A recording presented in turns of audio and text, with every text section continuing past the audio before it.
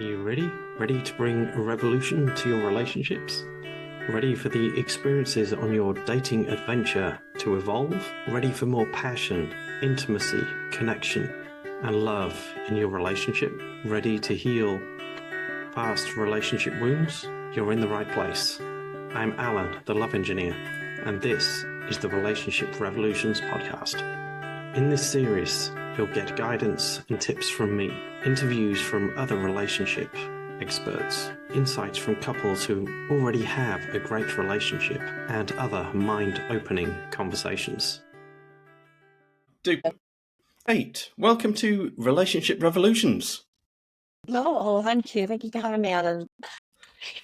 So for those of you who are listening today, we are going to be talking about the relationship with alcohol and addiction probably, and how that affects your intimate relationships, parental relationships, and friendships, work, business, all of it. So my guest today is an expert in this area, Kate Nichols. So first two questions, how are you and where are you? Okay, well, I'm very well, thank you. It's early in the morning for me. I live in Canada, Ontario, Canada. So it's to give you your bearings, about an hour outside of Toronto. So it's still very cold here. We have very cold winters and lovely hot summers. So I'm very well. It's been Easter weekend and my family are home with me. My grown-up kids, my husband, they're still in bed because it's 7 a.m. So thank you for that. I'm very well. No problem at all. So would it be a fair understanding that there's been some life experiences between leaving school and doing what you do now? Because I don't recall seeing a sobriety coach being on the list of potential career options when I was in school. Yeah, absolutely. This is very recent for me. I like to call myself an alcohol freedom coach because I very much see my life as one of freedom now, as opposed to fixation and being tethered to a substance that was controlling my life, to be honest. In school, I travelled a lot. I was a backpacker in the truest sense. I travelled around Australia, Thailand for a couple of years, met my husband in Australia, actually 30 years ago. And then career-wise, I've always loved working with the public, with people. So I ended up as an education social worker. I would say that was my profession. Before that, I was I worked in. Well, I was in the UK, as you can tell, I'm English. So, and I've only been in Canada, not been in Canada since 2008. But in the UK, I worked in housing, social security. Had my family, had a bit of time out, and then went back to work as an education social worker. So I always loved working with people. And also I related in any way to what I now do. I'm actually now an exercise instructor as well. I work for a non-profit because when I came to Canada in 2008, I was unable just to go back into social work. Being on a different continent, it would have meant me retraining, going back to school, and I had a bit of an attempt at going back to university to do a second degree, but it wasn't for me, so I didn't carry on with that. So this change of direction has very much come about because I guess I eventually seriously questioned my relationship with alcohol, which needed to happen.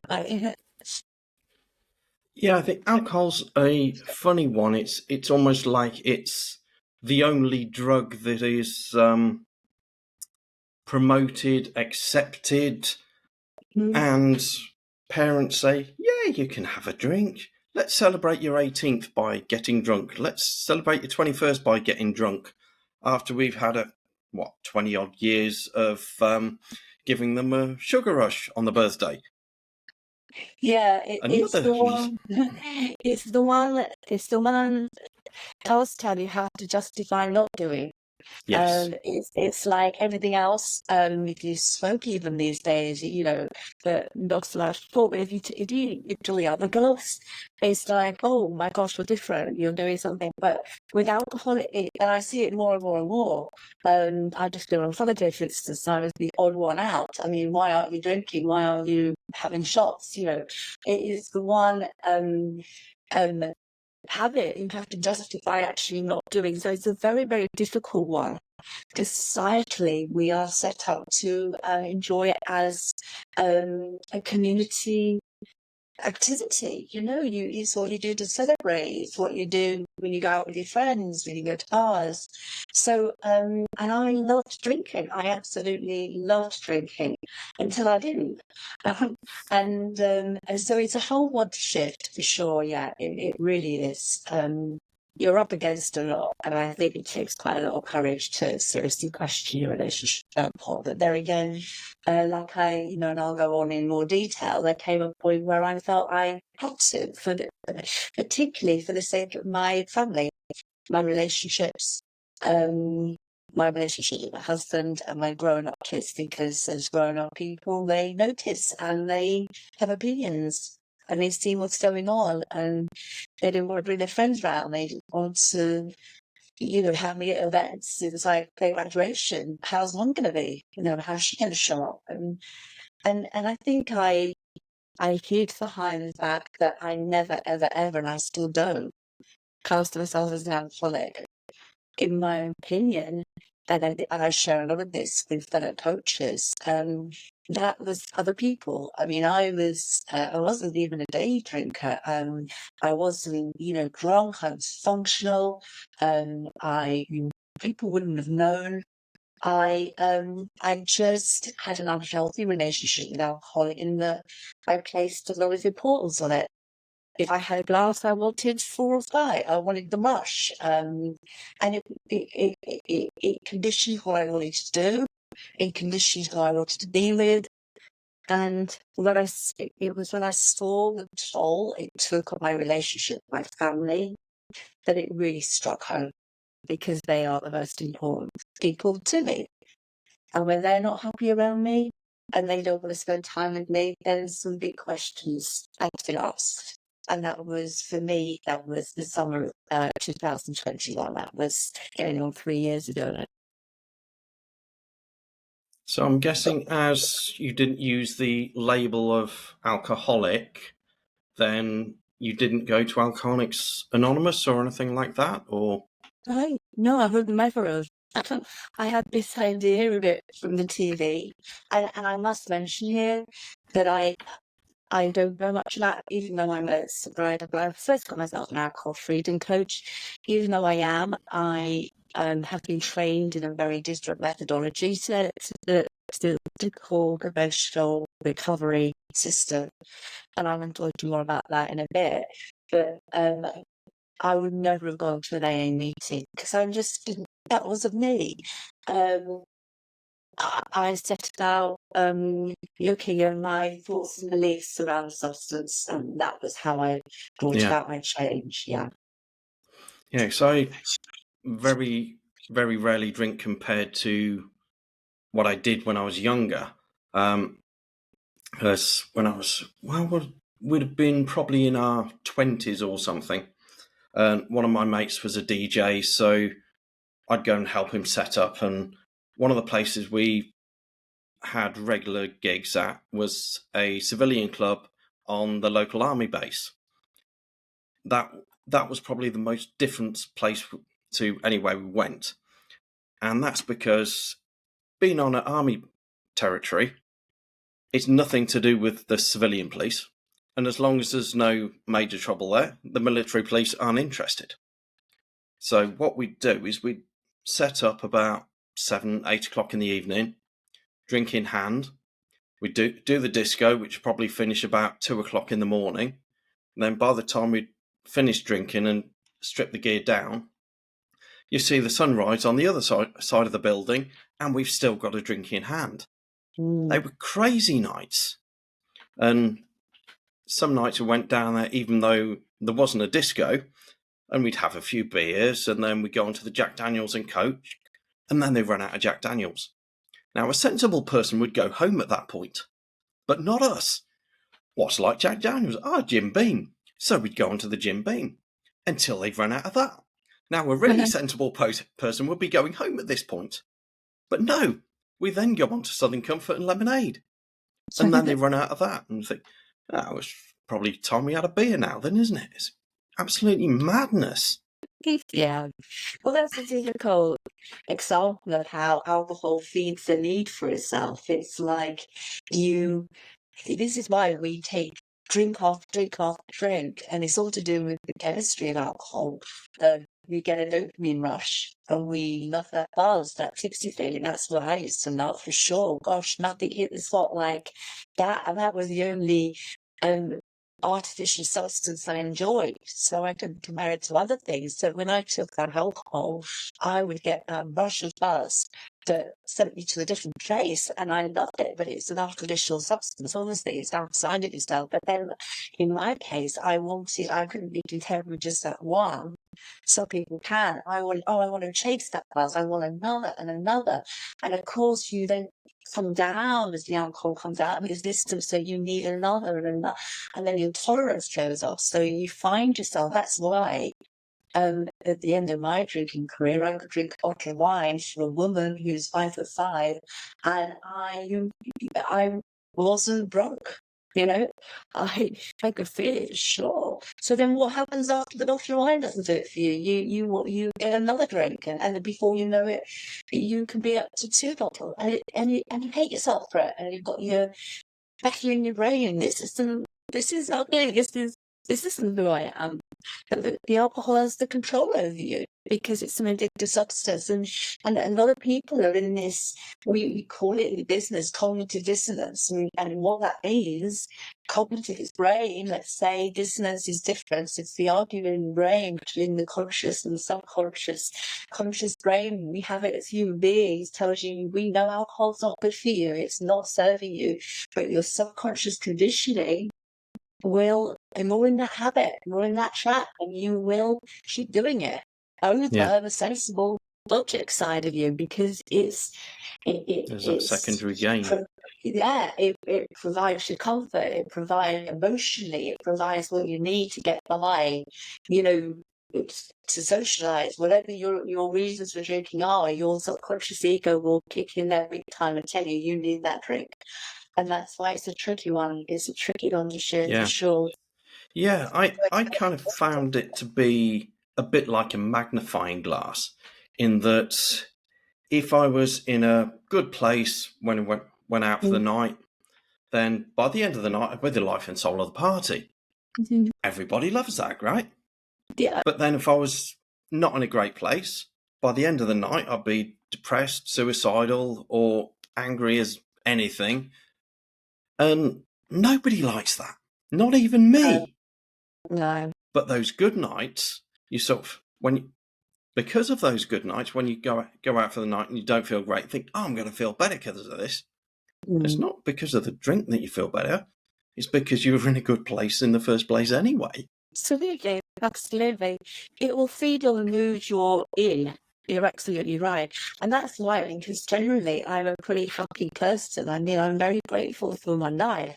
I am very blessed. And so I'm a happy drinker. And until I became gross and embarrassing and all the rest of it, and I didn't like myself. But I was stepped out, and my main drinking it wasn't I'd lie because I was depressed and I was numbing and wanting to check out. I drank when I was coming out because I'd say I'm quite an extrovert person, but I could be quite shy. But I thought that really, and I'd always do before I went out, that made me bubbly, sociable, fun to be around, and I would walk into the and I'd be talking more than I would normally. And I liked that, Kate, at the beginning. But then what I didn't like, especially when I got the feedback from the family, especially my husband saying, you know what, 4 drinks in and you really weren't making sense. You were repeating yourself, you weren't listening, because I was chasing the loves, like you say. But yeah, back to your point, if you're at a low ebb, the alcohol will feed the mood you're in. So you'll get weakly and, like you say, depressed and you know, well, even so I don't you mention that word, but yeah, for sure, because it's going to highlight, magnify the state you're in for sure. You know, it's dangerous, isn't it, really? You know? Let's say Yeah. so. Yeah, and something I learnt recently is the alcohol molecule itself, whether it's in a bottle of wine, whether it's in a beer or a spirit, or hand sanitizer or antifreeze, is exactly the same. And if I said to you when you were drinking, would you like this glass of hand sanitizer? You'd tell me not to be stupid. There's no way I'm drinking that. Mm. But the same molecule, they'll put it in a glass. Oh, that's okay. Mm. But if you strip down the alcohol away from the flavourings and the juice and the additives, it's just a little liquid in a glass, and it's pure ethanol, you Yeah. know? And it is, I mean, I don't really like to say poison, because you know, I have friends that drink, and my family, I mean, even this weekend is the Easter weekend, my family have been enjoying drinks. But they just have a couple, and they're fine with it. I'd have been this weekend in the kitchen, I'd have had my secret stash, I'd have been, they're not drinking enough, I need, you know, my tolerance was such that I would have needed more to get my high, and there'd have been that fine line between when Mum was, you know, sitting there having the dinner, you know, and it'd be, why is she like this? We're all together having a family dinner, and why suddenly need to get drunk? But I would be needing to, but it is just liquid in a glass, and that's one of the things I coach by. It's, remember, we can flavour it up with, you know, cocktails and valsillas and juices, and you know, it literally, if you just strip it down, that's all it is. And that's a good point to remind people, this is what you're allowing, this control. You're giving your power to this little amount of concentrated liquid in a glass, and it's ruining your life, you know. Yeah. Yeah. Yes. I think it was one of the young farmers discos I went to many, many years ago. And one of the local guys was doing a pig roast there, and he made his own cider. And he says, "Do you want a bit?" I thought, "Yeah, I can do." He says, "Can you handle your drink?" "Yeah, of course."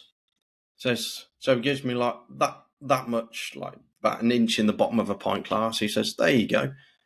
I says, "Nah, it'll be all right. Just give us a pint." He says, "You're joking?" I was, "No." So he gave me a pint of it. Christ. I don't know what kind of paint stripper he put in there or what, but it was lethal. Yeah. Well, yeah, you don't know what. Yeah, for sure. And were you a member of Young Farmers then? I You went, was, yes, for many yes. years.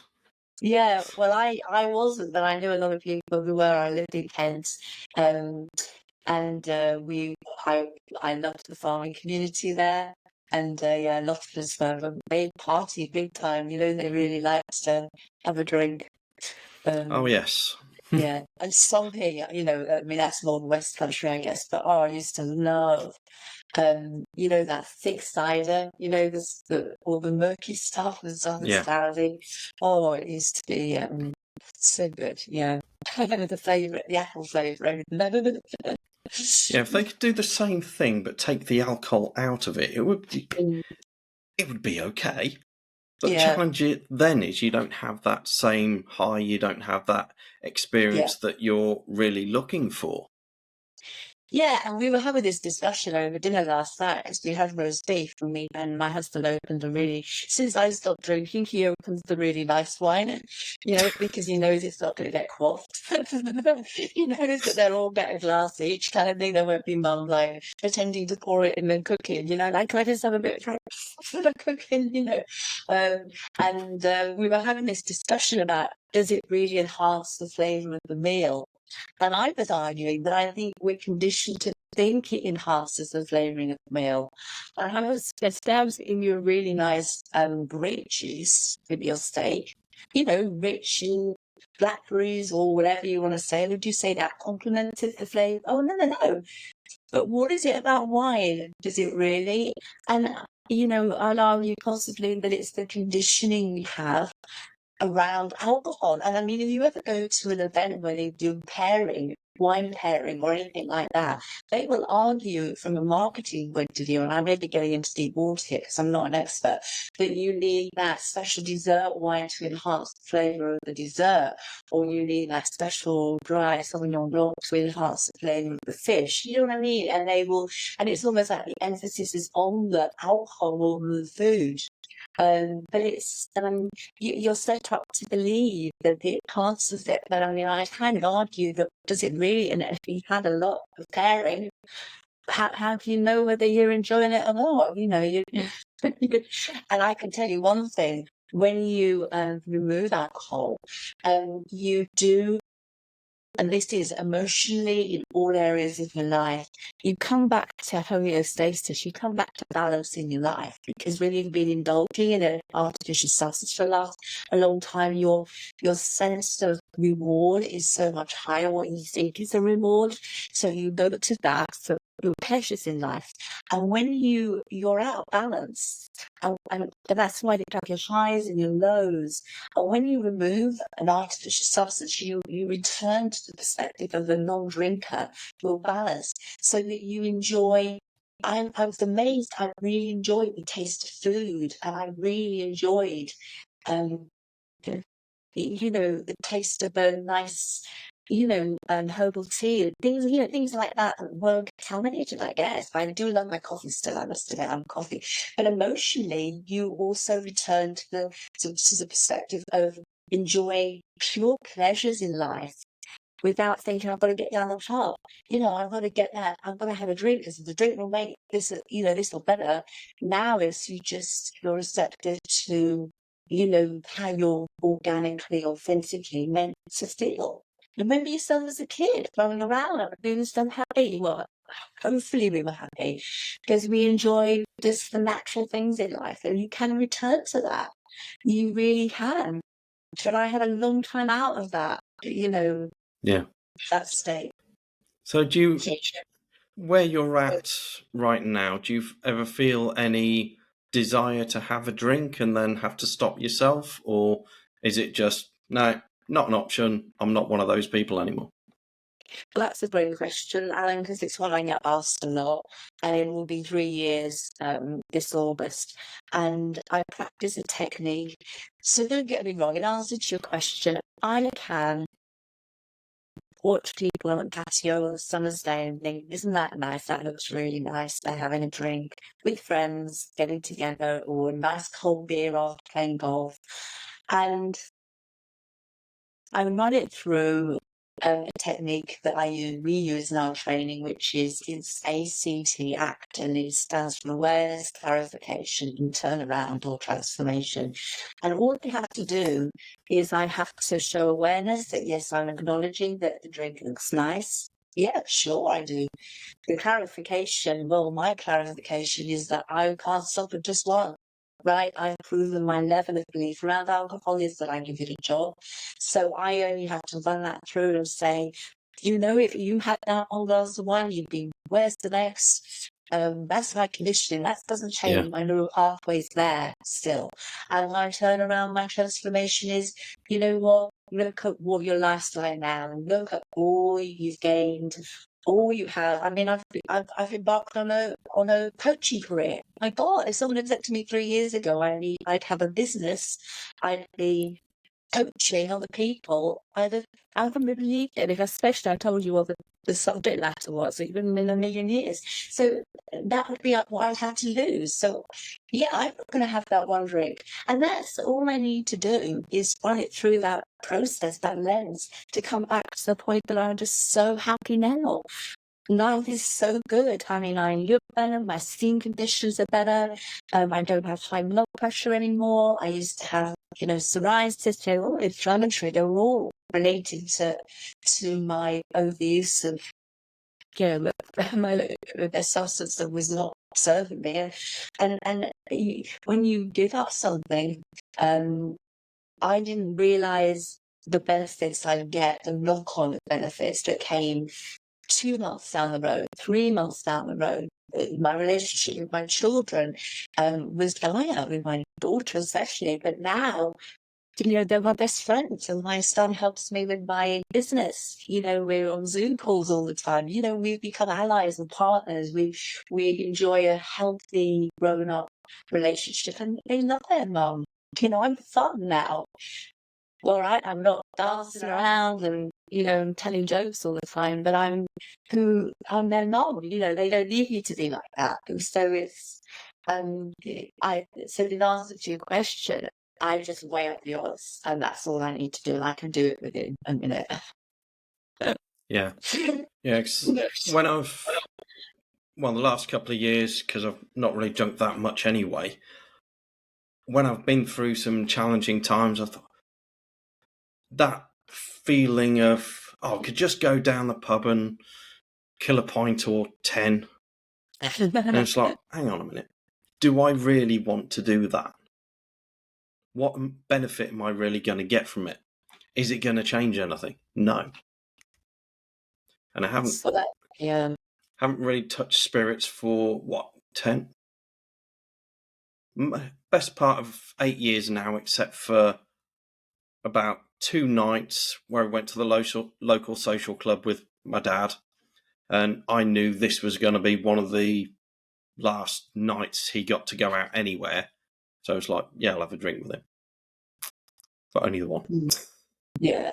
But that's maturity. And that is, a lot of people that I can see this happening with my own kids, is that I say maybe a normal pattern is that we grow up, then maybe we overindulge our student days, or some people actually carry it on. And then some people just, they keep giving alcohol a job, and that they keep that level of interest in alcohol. But it sounds to me like you've matured maybe, and that you've put alcohol in its place, which is nice, because you can enjoy a day and more nicer than to share that with your father, knowing the occasion. But then that was enough, and that you didn't develop into something else. You've got control over it. But for many people, alcohol runs the show. Yeah. And it does affect that part of your brain, that sensible prefrontal cortex part of your brain, whereby it will, with all the good intentions in the world, once you have that first, second drink, then all the intentions go out the window, because you become, you're compromised. So that's lovely to hear for you, because I think that's a nice way of enjoying your drink, and it sounds like you're not bothered about it anyway. So it's Not really, no. You can take it or leave it anyway. So that's Yeah, nice to and I hear, think the power of association and who you're with is very, very powerful as well. Because I think my current partner, when she was with her previous partner, he used to drink a lot. And as a result, so did she. And then we've been together 2 years, I think. We've had one weekend away, which we drank quite a bit. She's had the odd glass of wine here and there. Other than that, New Year's Eve, we probably had about 3 or 4 drinks. And it got to midnight, it's like, no, I've had enough. Don't want any more. That is such a powerful pull of associations, like I say. And I know how my relationship changed. It was in a relationship. When I was at university, before I met my husband, I was dating a guy that was older than me, and he was just and he had gotten into the habit of buying cans of beer every night and taking them home. He would buy a whole pack on his way home, and he'd got into that habit. And because I was dating him and I was very young, I wanted to join in with that. So I would buy a bottle of wine and take it home. And he'd be drinking his beers, and I was drinking my wine. So from a quite early age, because I wanted the relationship and I didn't really know how it would progress, I wanted to join him. I wasn't just going to sit and he was going to have drinks. But then we were together 4 years, and when the relationship dissolved, and I actually ran away to Australia, broken heart, where I met my husband. I was 25. My husband was 4 years younger than me. He was 21. He just gone from university. I noticed then how my drinking was different. right? I noticed how it was important to me to unwind. It was important to me that there was alcohol. And I could see, and it was noticeable, that my drinking, because of my association with that person. So for me, unlike your partner who adapted to the change of environment, I didn't. My love for alcohol carried on because I had that level of belief about it. I enjoyed it so much. And then as many years went on and I was drinking more and more, which I needed more and more to get my buzz, that's tolerance, then I would even get to the point where I would hide it sometimes, or not sometimes, quite regularly, because I was embarrassed. Nothing else is it. A woman just sort of drink a bottle of wine, you know, and then do you see how it leads on to, and then you're being deceptive, you're lying, you're becoming the person you don't want to be.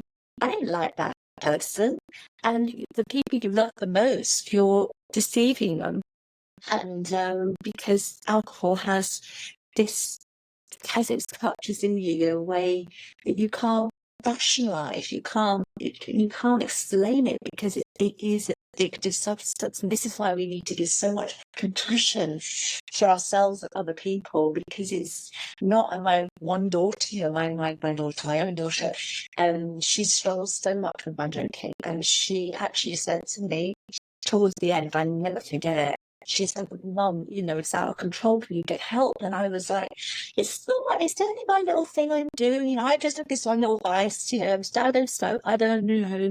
And she said, you love it more than us. She said, can you get help? You love it more than us.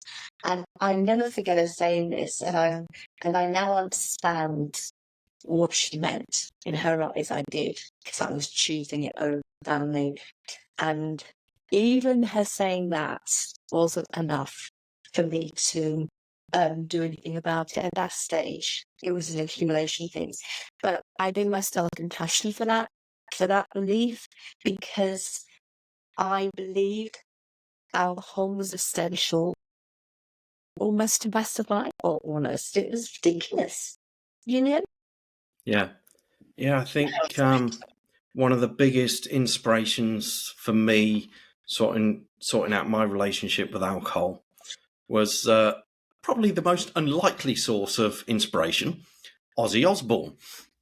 Oh, I remember what not long after my divorce, and I was watching an interview with him on the TVs before he did the At Home with the Osbournes or anything like that. And he was asked why he stopped drinking. And he says, because something my son said. He said, we had this blazing row. He'd already got himself clean, stopped drinking, stopped taking drugs. And we had this row over something trivial. And he said, I told him, I put him in his place. I told him, I've given you this. You've never wanted for anything. I've given you that. And his son just sat there and said, yep, you've given me everything except an effing dad. Yeah. Ooh, and he's ouch. just like, Ouch. sledgehammer to the face. And he's like, Yeah. I've got to get clean. And I thought, Yeah. I am never putting my children in that position, whatever it takes. Yeah, that is that's actually quite a story, because that's exactly it. You can give your kids, say, and especially someone in his position, everything they want from a money point of view, but if you're not giving them your love, support, and and I was the same. I adore my kids, my family. Absolutely, they are everything to me. But I was putting them behind my desire, and not literally, like obviously, but it was like, I'll take them to this party or that party, but they'll be drinking with mums. You know what I mean? And there'll be time, or we can get early drinks there, or but just when they got older as well, I really noticed how, because I loved to drink on Fridays, I started with my drinking nights, and I didn't do it every night. And then as they got older, and they wanted, Mum, can you give us a lift somewhere, or can you pick us up at 10 o'clock at night? And my first thought was, yeah, but that's my drinking night. Let's take drinking now. And when they go older, I'd even sneak the money for their taxi or their Uber, because it was that important to me, and this is why you, even when you get as nitty gritty as you're asked to choose, like I kind of was, and Aussie, you kind of think, wow, is this really how important this has become for me? Is this really, look at what you're missing, look at what you're sacrificing here. And we're talking about family relationships here in particular. And that's why I'm so pleased to talk to you, because I would say, people will say, Wiley, what was the turning point for you? What did it? And I'll be honest with you, my husband, he's recasted towards my drinking for many years, and he drinks, and even a tiny part of him, this is the drinking Kate, on occasions, the pop thing. He, with his daughter, it was COVID as well. We were all at home, and I let the family down because I would choose drinking and choose to go off somewhere. And my husband said, I'm going to remove myself from the home. I'm going to put myself into an Airbnb on certain weekends if you're going to change like that. And my daughter wasn't talking to me. And I sat down wretchedly. It brought me to my knees, literally. I wept, and it was like, how can I allow this to happen? And it put the choice literally with me. So all the lying and the deceiving, who was I kidding? Only myself. And when my loved ones set boundaries around themselves, self-preservation boundaries, which is exactly what my husband's doing, he was saying, I can't change you, only you can change you, but I can look after me. I don't have to sit and watch you, because the weekend drinking was getting, burning, and it put it squarely with me. And that was when I literally picked up a quick lit book, and it's called This Naked Mind, which is who I'm certified with. Annie Grace is the author, and it's called This Naked Mind. And she said, no, don't think about quitting. Think about, let's examine your relationship with alcohol. Let's examine why you drink the way you do, and let's take a good hard look at that. Not just try to stop. Don't just try to stop. Try and examine your thoughts and beliefs around your conditioning around alcohol. Dig deep, and let's turn them around. Let's question, do they serve me? Do they hold true? Is alcohol really fun? Is alcohol really help stress? Does it really? And you can argue on every case, it doesn't go well. Alcohol will never, ever, ever be the answer.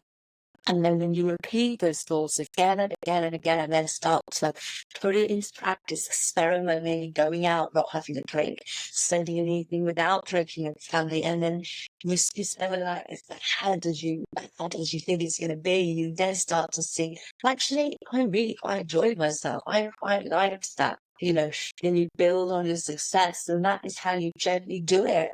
My coaching is this, you gently come to the realization yourself that alcohol doesn't have to play that central role in your life to be happy. And for me, moderation is never a question, because, back to your point, I'm hard to tell on glass of wine. And to be honest now, I don't want to have one glass of wine. There's no point. I don't want it to lead me down that rocky road, which I don't even want to change that. So we use this image to explain, and what a wonderful thing happens is that in time, you get rid of the war in your brain. There's no debates. It doesn't matter whether it's, Saturday morning, Friday night, if you're on holiday. I love my holidays alcohol-free. I don't have to consider anything apart from just seeing me and enjoying life. And hearing my husband visits the alcohol, which he often does. At least I know it's because he's not stopping me from drinking, or he's not, like doing something that doesn't involve drinking. At least I know that it's because it's something that needs to be talked about, Yeah, so if your husband and your children had a different approach, so instead of setting their own personal boundaries to protect them, they'd have said, we need you to stop drinking, it wouldn't have had the same effect, would it? No, because And I've seen this a lot in my coaching where others try and coerce people into doing something, and that never worked. No. Because, yes, obviously my family were the catalyst for change for me, but the change had to come from within me. Yeah. So I had to find my way of doing it and starting me off. You know, my husband started looking at rehabs and recovery, and he even talked to our family doctor about it. I was mad. I was, how dare you? What's she going to think of me next time I go? Of course, she sees it all the time. And I said, you know, I remember so clearly saying, leave it with me. Leave it with me. I need to find my way. And that's why I chose methodology, because the title of the book was How to Control Your Relationship with Alcohol. Well, at the time, I had no intention of giving up because that was way too big. That was way too much to ask. But I was open and curious enough and willing enough to look into why I was drinking, where I was. And then as I started to learn and educate myself, I was then able to see, and I embarked on, I know exactly how long. It was about 2 months of moderation. I said, right, I'm going to be a normal drinker. I'm going to go like you. I'm going to have the old glass of wine. And I thought, I'll try and do it. And it's impossible for me because of my level of belief around alcohol. It's impossible. But when I failed at that, and I was still letting everyone down, lying, not what the self-loathing, not who I wanted, those awful 3 a.m. in the morning, you wake up and I've done it again. Then my husband called me with a bottle of wine that they said it was a non-negotiable that I was finding, and he said, look, you can't do it. And he said, what are you going to do? And I said, I'm going to stop. And I did. On the 20th of August, 21, I said enough. It caused too much havoc, too much damage, and I stopped. And it wasn't easy at the beginning, but I did, and I embarked on programs with the state of mind, and then I did a year-long program, even though I was the only one not drinking on it, well, one of the only ones. And then I started to watch the coaches, and I thought, wow, I might want to do that. And then you see my investment in my sobriety, my alcohol freedom, it started to, spiral forward. And now I've got, how can I drink again? It's my kind of door. My business assets, everything I kind of put myself up for. So much stress on it, and it's wonderful because it's such an interesting topic for me. I love talking about it. So what was the sort of time frame between between when your family was setting the boundaries and that point where you said, that's it, that is my last drink, not doing it anymore? Yeah, I missed the beginning, but it was 2 months. 2 months. It was 2 months, yeah, for me to realise that I wasn't able to become somebody I wasn't. It's almost like, I'm trying to think of a parallel that, you keep telling to you something you want so much that you know is going to give you that buzz, and you're saying, oh, there you go, you can have a bit, no more, but then you've deleted those dopamine receptors, so you want way more than you did before you even touched the drink. So the obvious solution is to not touch it. And then as time goes on, you've got so much to live for and so much to be happy about that it's like, well, why would I even bother having it? Even a sip. And now, getting on for 3 years, it's like, well, I've built a life without it. There's no temptation. We have a saying that without desire, there's no temptation. And that's a lovely statement, I think, without desire. So I remove the desire. I train myself not to have the desire. But I'm just doing that little technique I told you about, the ACT, the ACT.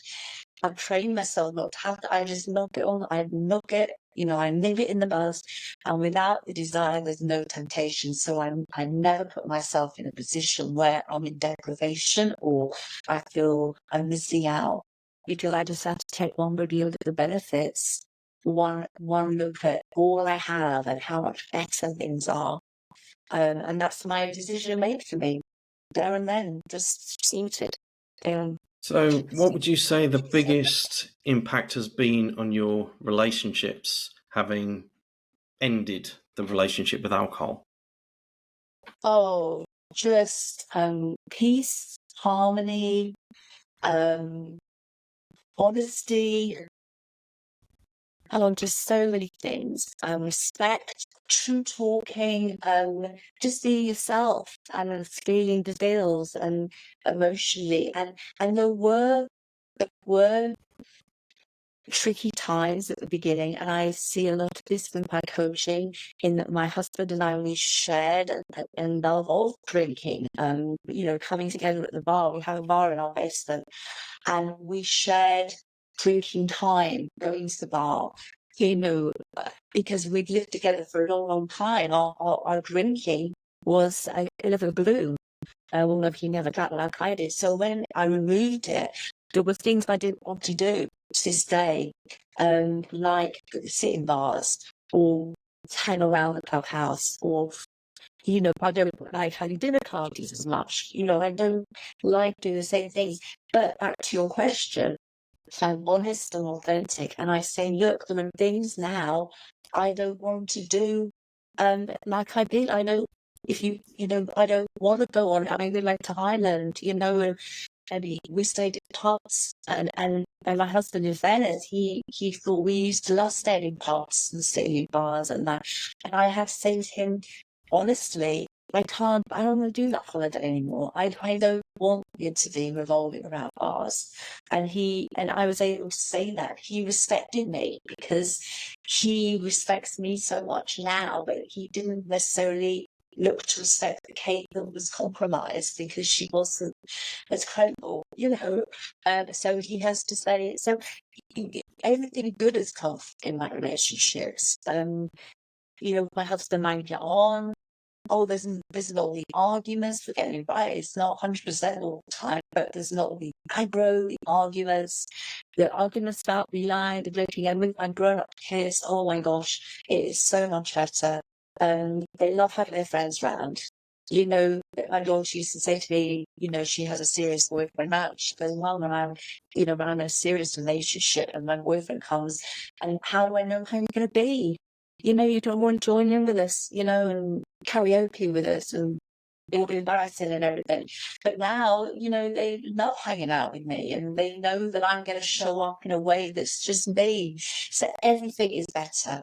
Everything. And I will say that to anybody who's, especially in their relationship with alcohol, the rewards you get are probably beyond, especially in relationships, beyond what you can imagine, as long as the person's on board with you. And on the flip side, I see a lot of times where the partner still heavily drinks, and sometimes the relationship doesn't survive. The one person who pulls it, because they find that was the glue that kept them together. And unless there's respect and effort to move forward and change, some people go back to drinking because their partners want them to. They want their drinking buddy back. There can be all sorts of problems. Yeah, it's one of the things, realizations I had to come to for myself is, if I need to drink for somebody to be a friend, they're really not a friend, let alone anything more. You're so right, Alan. You're so right. And we find a lot with this, that your relationships change, your values change. And especially in the UK, when I go back regularly, because I have big drinking buddies in the UK. Oh my gosh, I say that drinking culture, well, you live in the UK, but the drinking culture can be, I say that different with the pub culture. People meet in the pub, don't they? They love the pub. And when I go back to England, my friends are still used to me being a non-drinker, and they forget. And they even say, like, okay, you have a drink. It was so much fun when you had a drink. And I wasn't really. But they they preferred the drinking Kate because they mirrors themselves. Yeah. And me not drinking makes them realise, oh, hang on a minute, what about she didn't really feel much more than me? What does that say about me? And drinking people love drinking people. Yeah. And what I found is that I have changed some of my relationships because without sounding mean, I was sometimes find my old friends that we don't have that much in common anymore. Yeah. But off from the drinking. Yeah, that's I think that's probably one of the hardest parts about stopping is those friends that you can't really associate with anymore because you don't drink. Mm-hmm. And then the ones that are trying to get you to drink to be one of them. It's makes it very challenging in many ways, I think. It does. And I think some of them also might want to stop or get in control of their own relationship with alcohol. But either they don't know how to or they don't believe that they can. And they see you having done that. And it triggers that feeling of, I'm not good enough inside. Yeah. You're so right. You are right. I mean, I see it happen all the time. And I can even remember a good friend of mine many, many years ago back in the UK. She decided to stop drinking. And I was secretly so impressed in her. I was so like, look at you doing that. And she's driving the kids around. She's happy at parties. And I was so impressed that I was nowhere near at the stage of being able or wanting to do anything about it. I didn't want to do anything about it. And I know now that, I mean, I've stopped being invited to things. When I go back to the UK, we used to stay with the family and the invitation's not there. And I know why it's not there. It's because they don't, the night times was the time.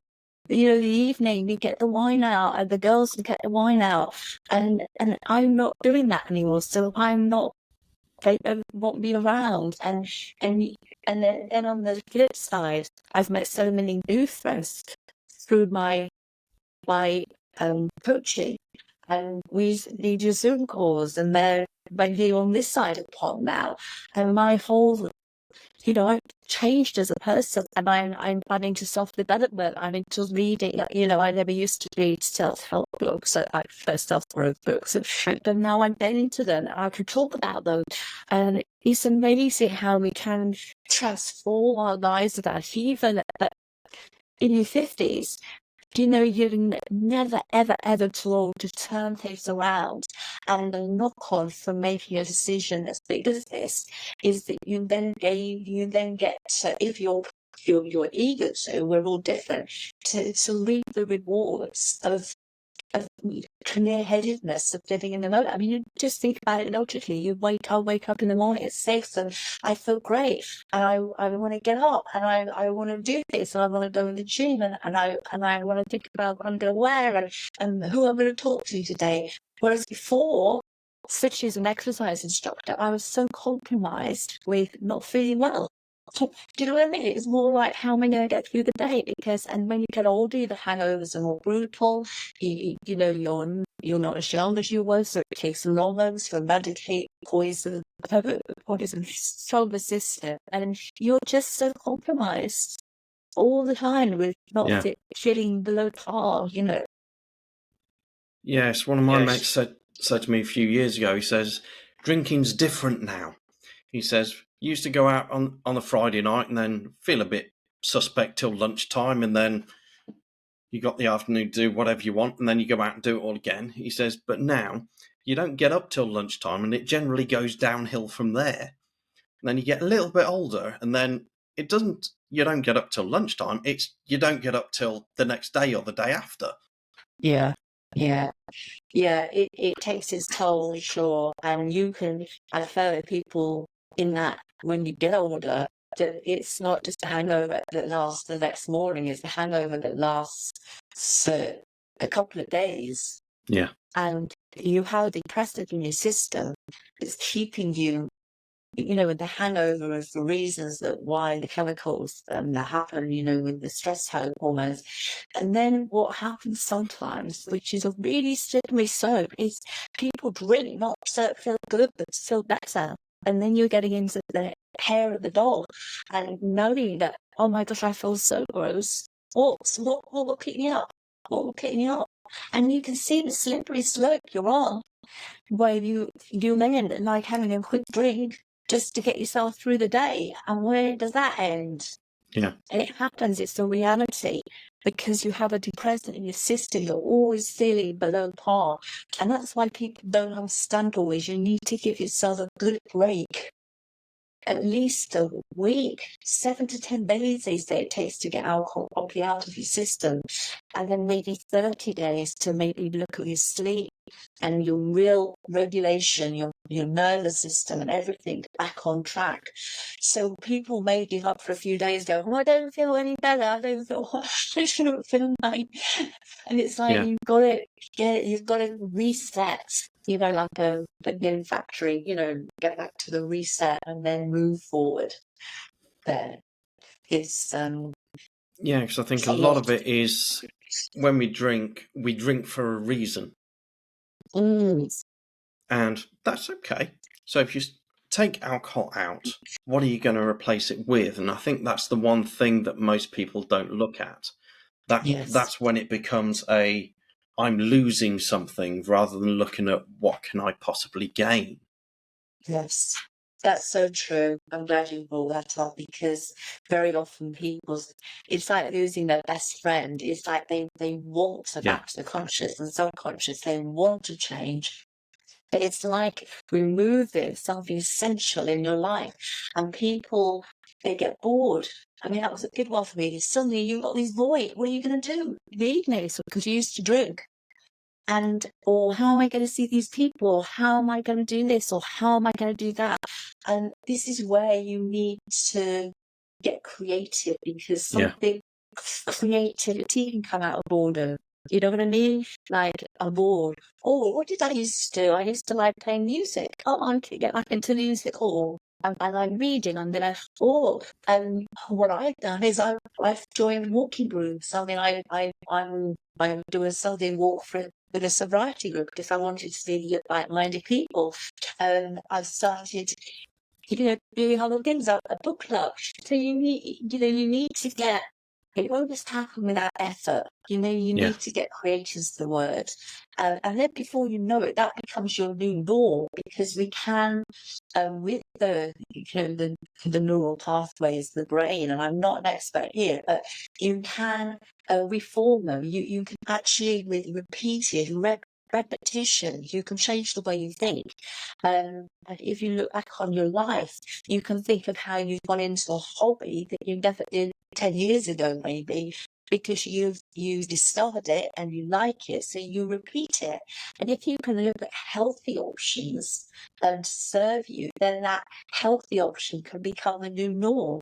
And before you know it, like I have friends, people I'm certified with, we meet every Tuesday night in a Zocal. They're all around the world. One's in Australia, we do it 6 at a time, and we all get together and we laugh and we joke. And all right, we were brought together through this topic, through this sobriety thing. But now we're all on the other side and we laugh and we pure joy. And these friendships have come about because we got creative. Looked outside the box. Yeah. So if you could pick up a magic telephone and call teenage Kate and give her 3 tips of wisdom that you've picked up since those teen years, what would those 3 things be? I think I would be more open-minded and curious for the change. I think giving myself grace and compassion. There's a lot of self-loathing there. I would say I will do things differently because I like what I've done, and I like the jobs I've had. I like the relationship I've had, but I think And to say that I wish I had changed earlier, I don't know if I would have been ready to change earlier. Didn't have to be ready. So I won't say I wish I'd given up drinking in my 20s, because I don't. That wouldn't have formed the person I am now. But so in answer to your question, maybe, if I'd been more receptive to different ways of living, more curious, compassionate, aware of different things, and kind, and less selfish. I don't know if I've Beautiful. answered your question there. Well, there's no right or wrong answer to those questions, so No, you can't get them wrong, really. No, because they're personal, aren't they, for sure. And but at the end of the day, we all want alignment and harmony, don't we? We want to be happy. Yeah. And finding that room to happiness in a self-rewarding but compassionate way, where we give back as well, want to give back, whatever makes us feel good. And finding that, and I certainly have found it on the upside, that's for sure. But you've got to be willing to take that leap of faith, for sure. Yeah. So if someone's listening to this and ready to make that leap, how can they find you? Well, my website is www.freedomaffect, and that's important that it's affect, so affect.com. I'd say that's the main way. You can get to my social media through that, my Instagram, which is Kate, Sobriety and Fitness. But yeah, the website, freedomaffect.com, would take you to me. And I offer one-on-one coaching. I offer programs, community. I'm affiliated with different groups, so there's nothing I can push you in the right direction for. And really, if people are interested in questioning their relationship with alcohol, I wouldn't even say you have to stop. Like me, just explore options, explore different ways, with a view of finding that happiness that you deserve. Excellent. So, final question, and it's a question that I ask everybody. As this podcast is called Relationship Revolutions, in your perspective, if there was one thing that would bring a revolution or evolution to the world of dating and relationships, what would it be? Dating relationships? I think going back to being authentic and being your true self. Especially in my field, I find that people sometimes defend try to shock in a way to please other people, and that never really works. So I say always be true to yourself, apply your boundaries, your self-respect, your self-care. Try not to compromise with other people if you can help it. Believe you are enough, just as you are. And to always reward respect while there's compassion. People, we're doing the best we can with the tools we got, and a big dollop of love. Excellent. Thank you for coming on to the podcast, and we will no doubt catch up in the online space very, very shortly. No, thank you so much, Ella, for having me. It's been really good. Thank you. Thank you for listening. And if you haven't already, please leave me a review on your preferred podcast platform. Click the like button and also subscribe so that you get the new episode notifications. I'm curious, what did you take away from this episode? Please share your takeaways with me. Send me an email to relationship-revolutions@theloveengineer.rocks.